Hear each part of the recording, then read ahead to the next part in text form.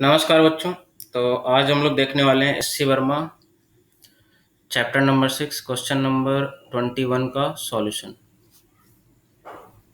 Question ने बोला है the friction coefficient between the board and the floor shown in figure is mu. Find the maximum force that the man can exert on the rope so that the board does not slip on the floor।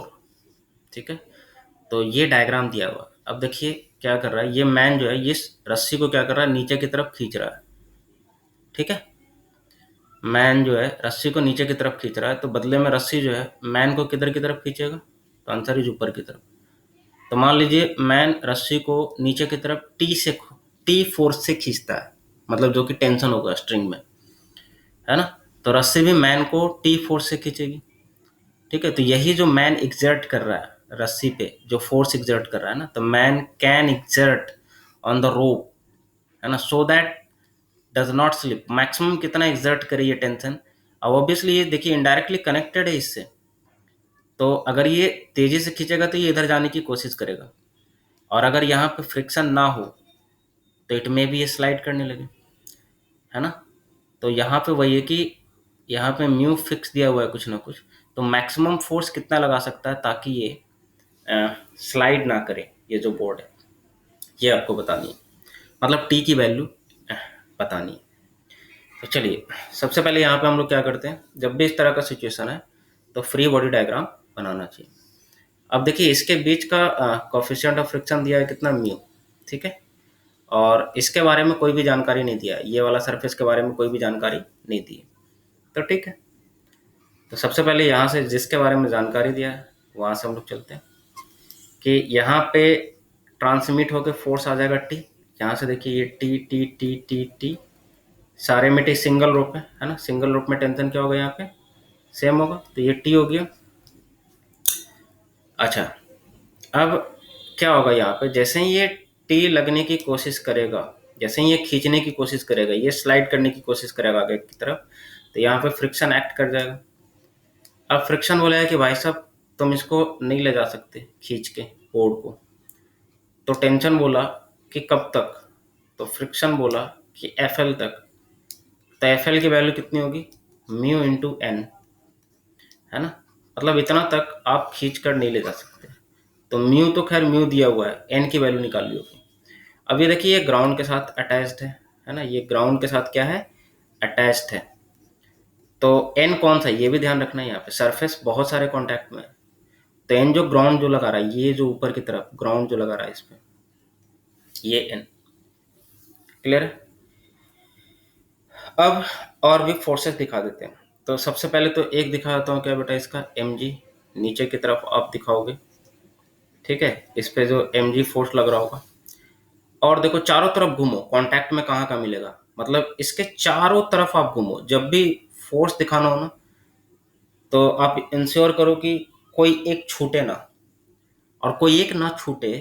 इसका सबसे अच्छा तरीका क्या है, जब भी आप free body diagram बनाते हो तो कोई एक भी फोर्स ना छूटे, इसका सबसे अच्छा तरीका क्या है कि सबसे पहले तो आप फील्ड फोर्सेस दिखा दो। फील्ड में कितना आएगा, यहाँ पे एक ही आएगा जो कि एम जी आने वाला है। ठीक है, और बाकी जो बचता है वो कॉन्टैक्ट बचता है ना। मतलब यहाँ पे मैं मैकेनिक्स की बात कर रहा हूँ, ऐसे आप इलेक्ट्रोस्टैटिक्स वगैरह करोगे, चार्ज वगैरह आ जाएगा तो वहाँ पे फिर से फील्ड एक और आ जाएगा। बट यहाँ पे एक ही फील्ड होगा जो कि ग्रेविटी के कारण फोर्स होगा, तो वो पहले लगा दो। तो वो मैंने लगा दिया। अब बाकी जो भी होगा वो कांटेक्ट होगा, तो चारों तरफ घूमो बाउंड्री पे। कांटेक्ट में कहाँ पे, यहाँ पे नहीं, यहाँ पे है कांटेक्ट में। किसके कांटेक्ट में, मैन के। तो यहाँ लगा दो फटाक से। मैन इस बोर्ड को किधर पुश कर रहा होगा, नीचे की तरफ, तो फटाक से नीचे लगा दो। मैन ने इस बोर्ड को नीचे की तरफ पुश किया, कितना से, N1 से, बस। तो बदले में बोर्ड भी मैन का भी एक साथ फ्री बॉडी डायग्राम बना लो। बदले में बोर्ड भी मैन को किधर की तरफ पुश करेगा बेटा, ऊपर की तरफ। कितना से, तो same, equal and opposite, N1 से ही। तो N1 से ही किया। ठीक है, कोई दिक्कत नहीं। और घूमो, यहाँ तो कांटेक्ट में नहीं है, एक यहाँ कांटेक्ट में। कौन सा कांटेक्ट में, टी। टी आपने ऑलरेडी दिखा दिया, कोई दिक्कत नहीं। चलो और घूमो, नीचे आ जाओ। जमीन के साथ कांटेक्ट में नॉर्मल लगना चाहिए, नॉर्मल दिखा दिया आपने, चलो और घूमो, और घुमा घुमा घुमा, हो गया सारा काम खत्म। मतलब इस पे जितने भी फोर्सेस लगने वाले थे एक भी नहीं छूटा, सबने सब दिखा दिया। अब आ जाते हैं, एक आता है कौन सा, मैन। मैन पे भी फोर्सेस दिखाओ, तो हमेशा वही, एक तो फील्ड फोर्सेस दिखा दो। फील्ड फोर्सेस कौन सा है, that is M G, man का मास इंटू जी। अब चारों तरफ घूमो, इसके चारों तरफ घूमो, देखो कांटेक्ट में कहाँ पे, यहाँ पे नहीं, यहाँ पे नहीं, यहाँ पे आ गया यार फर्स्ट कांटेक्ट रस्सी के साथ, रस्सी के साथ आ गया कांटेक्ट में। मतलब इस पे टेंशन किधर की तरफ लग रहा होगा बेटा, ऊपर की तरफ। तो एक तो N1 तो लग ही रहा, तो जो पहले लगा दिया था, एक T भी लग रहा है, तो T दिखा दिया मैंने। और घूमो इधर, यहाँ कांटेक्ट नहीं, कांटेक्ट नहीं, कांटेक्ट नहीं, यहाँ पे आ गया कांटेक्ट में। मतलब ये इसको धक्का दे रहा था नीचे की तरफ N1 से, तो बदले में ये भी धक्का दिया N1 से ऊपर की तरफ, तो ये ऑलरेडी दिखा दिया मैंने। और घूमो, और घूमो, नहीं है, कंप्लीट हो गया। मतलब इस पे भी इतना ही फोर्स लग रहा है। अब सोचो, यहाँ से ये तो इक्विलिब्रियम में, इक्विलिब्रियम में है, तो क्या होना चाहिए, ऊपर वाला फोर्स इक्वल टू नीचे वाला फोर्स।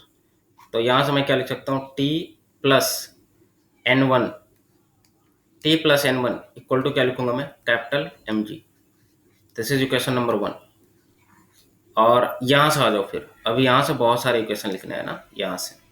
यहाँ से एक तो वर्टिकल में आप लिख सकते हो। अब देखो मैन का वर्टिकल, हॉरिजॉन्टल में कोई भी नहीं था, सिर्फ वर्टिकल था। यहाँ पे वर्टिकल में क्या लिखोगे, देखो एक तो एन हो गया ऊपर की तरफ, और ऊपर की तरफ कोई नहीं, बाकी ये दोनों नीचे की तरफ है।